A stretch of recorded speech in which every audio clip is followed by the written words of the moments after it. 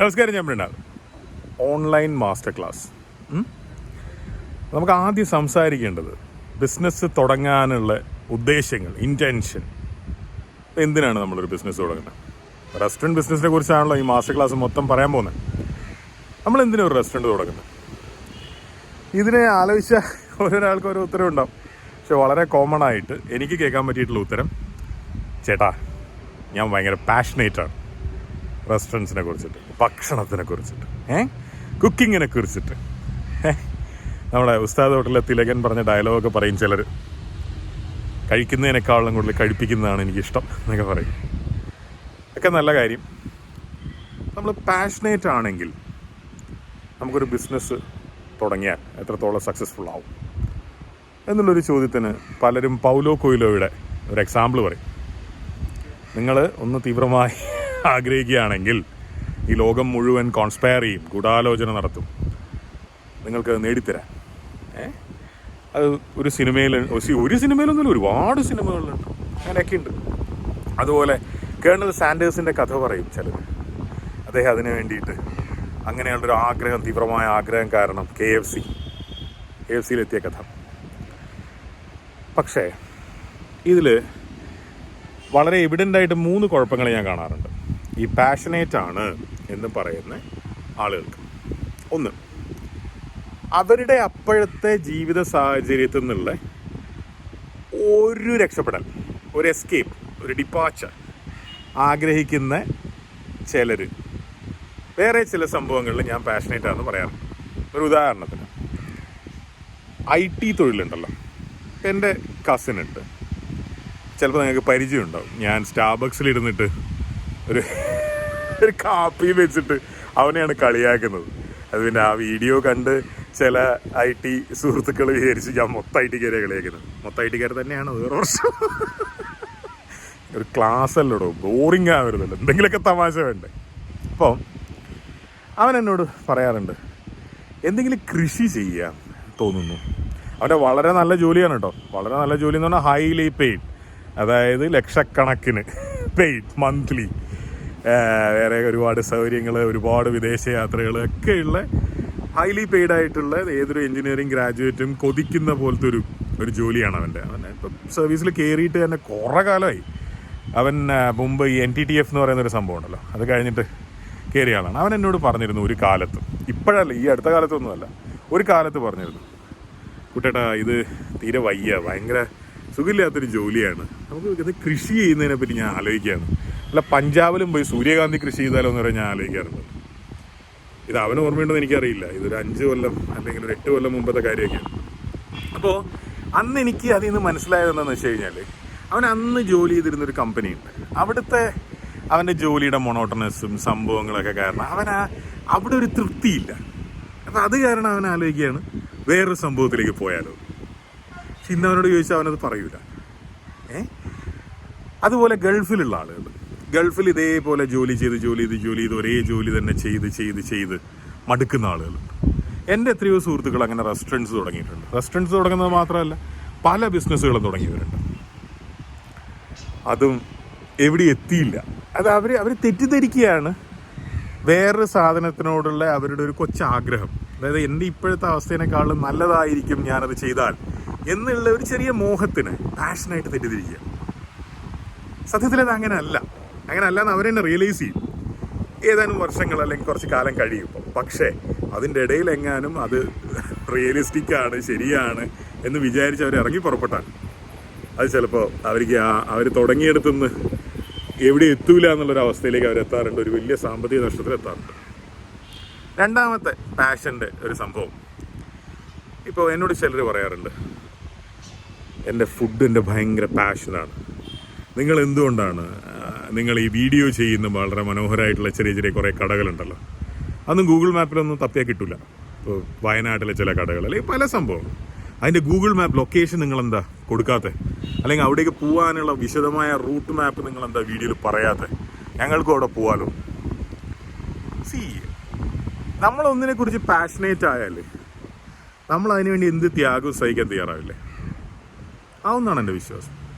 ഡ്രൈവിങ്ങിൽ passionate ആയിട്ടുള്ള ഒരാൾ, അയാൾ ഊണും ഉറക്കം ഉപയോഗിച്ച് ഡ്രൈവ് ചെയ്യും. 2-3 ദിവസം.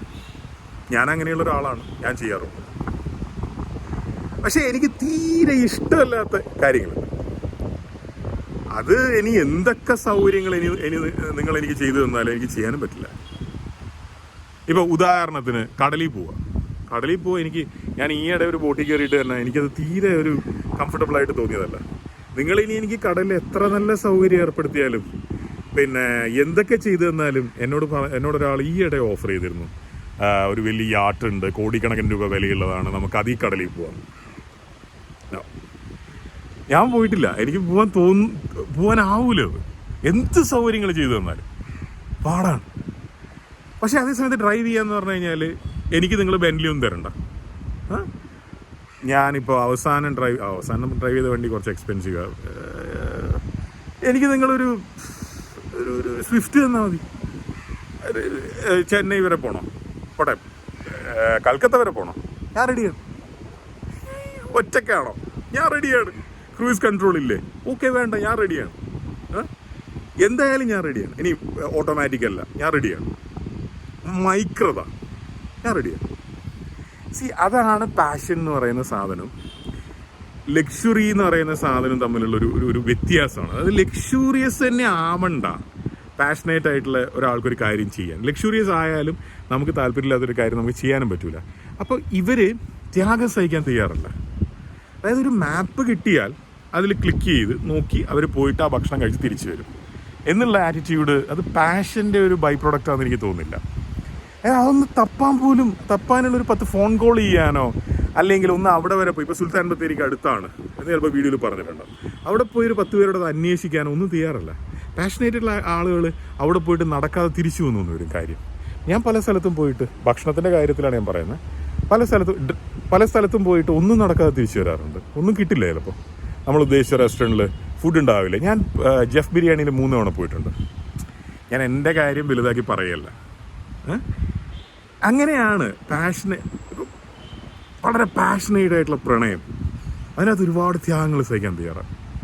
അപ്പം ബിസിനസ്സിനോട് ആ പാഷൻ ഉണ്ടാവുക എന്ന് പറയുന്നത് ചുമ്മാ ഭക്ഷണം കഴിച്ച് നടക്കാൻ ഇഷ്ടമാണ് എന്നുള്ളത് കൊണ്ട് റെസ്റ്റോറൻറ്റിനോട് പാഷനേറ്റ് ആണ്. അല്ലെങ്കിൽ എനിക്ക് ഭക്ഷണം കുക്ക് ചെയ്യാൻ ഇഷ്ടമാണ്. അതൊക്കെ എന്ന് പറയുന്നത് ഒരു ഹോബി ആയിട്ടോ അല്ലെങ്കിൽ ഒരു ചെറിയൊരു ഇഷ്ടമായിട്ടോ നിൽക്കുന്നത്. ഞാൻ പാഷനായിട്ട് തെറ്റിദ്ധരിക്കരുത്. പിന്നെ ഇതിനൊക്കെ പുറമെ ഞാൻ ഒരു കാര്യത്തിൽ പാഷനേറ്റ് ആകും, അവനവനെ തന്നെ കള്ളം പറഞ്ഞ് വിശ്വസിക്കുന്ന ആൾക്കാരെ ഞാൻ കണ്ടിട്ടുണ്ട്. ഒരു ഉദാഹരണത്തിന് ഒരു റെസ്റ്റോറൻറ്റ് ഓണർ ഉണ്ടായിരുന്നു. അദ്ദേഹം ഭക്ഷണം ഭയങ്കര ഇഷ്ടമാണ്, എനിക്ക് ഭക്ഷണം കഴിപ്പിക്കാൻ ഇഷ്ടമാണ്, അതിഷ്ടമാണ്, ഇതിഷ്ടമാണ്, ഇങ്ങനെ പറഞ്ഞുകൊണ്ടേയിരിക്കും. പക്ഷെ മൂപ്പരുടെ കൂടെ ഭക്ഷണം കഴിക്കുമ്പോഴൊക്കെ ഞാനത് കണ്ടിട്ടില്ല. അതായത് ഭക്ഷണം കഴിക്കാൻ വളരെ ഇഷ്ടമുള്ള ആളുകൾ ഭക്ഷണം കഴിക്കുന്ന രീതി തന്നെയുണ്ട്, ഭക്ഷണത്തിനെ ട്രീറ്റ് ചെയ്യുന്ന ഒരു രീതിയുണ്ട്. അതൊന്നും ഞാനതിൽ കണ്ടിട്ടില്ല. എനിക്കതിൽ നിന്ന് മനസ്സിലായത് എന്താണെന്ന് വെച്ച് കഴിഞ്ഞാൽ, മൂപ്പരിക്ക് ഈ റെസ്റ്റോറൻറ്റ് ബിസിനസ്സിൻ്റെ ഒരു ഗ്ലാമറിനോട് താല്പര്യമുണ്ട്. റെസ്റ്റോറൻറ്റ് ബിസിനസ്സിന് ഭയങ്കര ഗ്ലാമറാണല്ലോ. ഇപ്പോൾ രാഷ്ട്രീയം, cinema, restaurant, food business, hospitality business, ഇത് മൂന്നിനുമാണ് ആ ഗ്ലാമർ ഞാൻ കണ്ടിട്ടുള്ളത്. കാരണം ഇപ്പോൾ രാഷ്ട്രീയക്കാരെ എല്ലാവരും അറിയും, സിനിമാക്കാരെ എല്ലാവരും അറിയും. അത്രയൊന്നും ഇല്ലെങ്കിലും നിങ്ങളുടെ നാട്ടിൽ നിങ്ങൾ നോക്കിക്കോളൂ. ഇപ്പോൾ കോഴിക്കോട് ടൗണിൽ തുണിക്കട നടത്തുന്ന ആൾക്കാരെ എല്ലാവരും അറിയണമെന്നില്ല. ഞാൻ പറയുന്ന ഒരു ആവറേജ് തുണിക്കടയാണ് പറയുന്നത്. അല്ലെങ്കിൽ ഒരു സ്റ്റീലിൻ്റെ ബിസിനസ് നടത്തുന്ന ഒരാളെ എല്ലാവരും അറിയണമെന്നില്ല. ഒരു ട്രാവൽ ഏജൻസി നടത്തുന്ന ആളെ, ഒരു മെഡിക്കൽ ഷോപ്പ് നടത്തുന്ന ആളെ അറിയണമെന്നില്ല. പക്ഷേ ഒരു ചെറിയ റെസ്റ്റോറൻ്റ് ആണെങ്കിൽ പോലും ഒരുപാട് പേര് അറിയും അവരെ. അതങ്ങനെയാണ്, അതിനൊരു സ്പെഷ്യൽ ഗ്ലാമർ ആ ബിസിനസ്സിനുണ്ട്. അപ്പം അതിൽ ഭ്രമിച്ചിട്ടായിരുന്നു ഇദ്ദേഹം അങ്ങനെ ചെയ്തിരുന്നത്. അപ്പം നമ്മൾ പാഷൻ എന്ന് പറയുന്ന സാധനം നമ്മൾ അതിനു വേണ്ടി ത്യാഗം സഹിക്കാൻ തയ്യാറുണ്ടോ? ജെന്യുവിനായിട്ട് ഉണ്ട് എന്നാണ് ഉത്തരവെങ്കിൽ യെസ്, അത് നിങ്ങളെ ഈ ബിസിനസ്സിൽ ഹെൽപ്പ് ചെയ്യും. റെസ്റ്റോറൻറ്റ് എന്ന് പറയുന്ന ഒരു ബിസിനസ്സായിട്ടോ അല്ലെങ്കിൽ ഒരു ജീവിത മാർഗമായിട്ടോ എടുക്കാതെ അതിനൊരു വേ ഓഫ് ലൈഫായിട്ട് കാണാൻ പറ്റിയാൽ മാത്രമേ നമുക്ക് ഒരു ഹ്യൂജ് സക്സസ് ഉണ്ടാക്കാൻ പറ്റുള്ളൂ. പാഷൻ എന്ന് പറയുന്നത് അതിൻ്റെ ഒരു തുടക്കമാണ്, അല്ലാന്ന് ഞാൻ പറയുന്നില്ല. പക്ഷെ നമ്മൾ പാഷനാണെന്ന് വിചാരിക്കുന്ന പലതും യഥാർത്ഥത്തിൽ പാഷനല്ല. നമ്മൾ ചുമ്മാ തെറ്റിദ്ധരിക്കുകയാണ്. അല്ലെങ്കിൽ നമ്മളോട് തന്നെ കള്ളം പറഞ്ഞ് വിശ്വസിക്കുകയാണ്. അല്ലെങ്കിൽ നമ്മൾ നമ്മുടെ സിറ്റുവേഷനിൽ നിന്ന് രക്ഷപ്പെടണം എന്നുള്ളത് കൊണ്ട് ബാക്കിയുള്ളവരോട് പറയുകയാണ്. സത്യത്തിൽ അതല്ല. വേ ഓഫ് ലൈഫായിരിക്കണം ഇത്. പിന്നെ ഈ പാഷനേറ്റാന്ന് പറയുന്ന പലരും ഉണ്ടല്ലോ, ഒരു സ്റ്റെപ്പ് പോലും വെക്കില്ല, അവർ ചുമ്മാ ഡ്രീം ചെയ്യുകയുള്ളൂ. ഒരു ഡ്രീമേഴ്സാണ്. ഡ്രീം ചെയ്തുകൊണ്ട് കാര്യമില്ല. അതായത് നമ്മളിങ്ങനെ അത് ചെയ്ത്, ഞാൻ ഇത് ചെയ്ത്, പിന്നെ ഞാൻ കടലോരത്ത് ഹട്ടുകൾ ഉണ്ടാക്കി അവിടെ ആളുകളെ താമസിപ്പിച്ച്, പിന്നെ ഞാൻ പഴയ സീസൺ സിനിമയിൽ കാണുന്നത് പോലെയുള്ള ഒരു ഷാക്ക് തുടങ്ങി, അല്ലെങ്കിൽ ഗോവയിലെ പോലത്തെ ഒരു സംഭവം തുടങ്ങി അവിടെ അത് ചെയ്ത്, ഇങ്ങനെയൊക്കെ പലരും പറയുന്നത് കേൾക്കാം. പക്ഷേ ഇന്ന് അവരത് പറയും, അവരൊരു കൊല്ലം കഴിഞ്ഞ് വേറെ എന്തെങ്കിലും പറയും, വേറൊരു കൊല്ലം കഴിഞ്ഞ് അവരുടെ പ്ലാൻ മാറും. എന്നാൽ ഇത് എന്തിലെങ്കിലും ഒരു സ്റ്റെപ്പ് വെച്ചിട്ടുണ്ടാവുമെന്ന് ചോദിച്ചാൽ ഇല്ല. മാർട്ടിൻ ലൂതർ കിങ് പറഞ്ഞത് വളരെ ഇമ്പോർട്ടൻ്റ് ആണ് ബിസിനസ്സിൽ. അദ്ദേഹം ഇത് ബിസിനസ്സിനെ കുറിച്ച് പറഞ്ഞതല്ല, അതായത് നിങ്ങൾ ആദ്യത്തെ ഒരു സ്റ്റെപ്പ് വെക്കും. നിങ്ങൾക്ക് നടക്കാനുള്ള ദൂരം എത്ര വലുതാണ്, അല്ലെങ്കിൽ നിങ്ങൾക്ക് ചവിട്ടി കയറാനുള്ള പടികൾ എത്ര വലുതാണ് എന്നുള്ളത് നോക്കണ്ട, ഒരു സ്റ്റെപ്പെങ്കിലും വെക്കും. അങ്ങനെ ഒരു സ്റ്റെപ്പും വെക്കാതെ പാഷനെ കുറിച്ച് പറയുന്നവരെ, ബിസിനസ്സിനെ കുറിച്ച് പറയുന്നവരെ ഞാൻ കണ്ടിട്ടുണ്ട്. അപ്പോൾ ഇതിൽ റെസ്റ്റോറൻറ്റിനൊരു വേ ഓഫ് ലൈഫ് ആക്കാൻ, അതായത് സ്വന്തം പെങ്ങളുടെ കല്യാണം സൺഡേ വെക്കില്ല എന്ന് തീരുമാനിക്കാൻ പറ്റണം. എങ്ങനെ? സൺഡേ റെസ്റ്റോറൻറ്റിൽ ബിസിനസ് കൂടുതലാണ്, ചൊവ്വാഴ്ച കുറവാണ്, അപ്പം ഞാൻ തിങ്കളാഴ്ച ചൊവ്വാഴ്ച വെച്ചോളാം. ആ രീതിയിൽ കമ്മിറ്റ്മെൻറ്റ് വേണം. ഓണത്തിന് വീട്ടിൽ പോവില്ല, പെരുന്നാളിന് വീട്ടിൽ പോവില്ല, നോമ്പിന് റെസ്റ്റോറൻറ്റ് അടക്കില്ല, അങ്ങനെ കമ്മിറ്റ്മെൻറ്റ് വേണം. ആ രീതിയിലുണ്ടെങ്കിൽ yes, you are really passionate about it. നിങ്ങൾ നോമ്പെടുത്തുകൊണ്ട് നിങ്ങൾ ഭക്ഷണം കുക്ക് ചെയ്ത് സെർവ് ചെയ്യും. നിങ്ങൾ റിലീജിയസ് ആയിട്ട് നിങ്ങൾ നോമ്പ് ബ്രേക്ക് ചെയ്യാതെ, ദാറ്റ്സ് പാഷൻ. അത് വേ ഓഫ് ലൈഫ് ആക്കലാണ്. അതുണ്ടെങ്കിൽ yes, that's a first step. നമുക്ക് നാളെ പ്രീ ഓപ്പറേറ്റീവ് ബഡ്ജറ്റ്, അതായത് പൈസ, ഇൻവെസ്റ്റ്മെൻറ്റ്, അതിനെക്കുറിച്ച് സംസാരിക്കാം.